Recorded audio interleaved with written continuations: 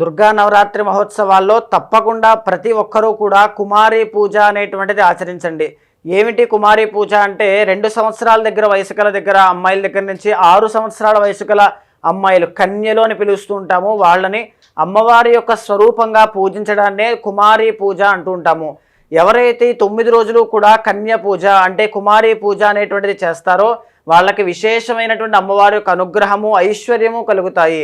ఎవరైతే 9 రోజులు కూడా మొదటి రోజు ఒక కన్యని, రెండవ రోజు ఇద్దరిని, మూడవ రోజు ముగ్గురిని, అలా 9 రోజులు 9 మందిని కనుక విశేషంగా చేసినట్లయితే అఖండమైనటువంటి ఐశ్వర్యము, నవదుర్గా అమ్మవారి యొక్క కటాక్షము, తర్వాత భూమి, డబ్బు అన్నీ కూడా లభిస్తాయి అని శాస్త్రం చెబుతోంది, స్కంద పురాణం చెబుతోంది.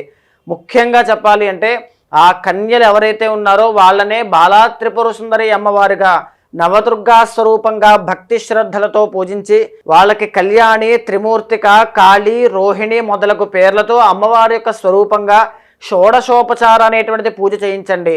ఎలా చేసుకోవాలి మాకు తెలియదు అనేటువంటి వాళ్ళు ఉంటే ఖచ్చితంగా దగ్గరలో ఉండేటువంటి పురోహితుని పిలిపించి చేయించుకోవచ్చు.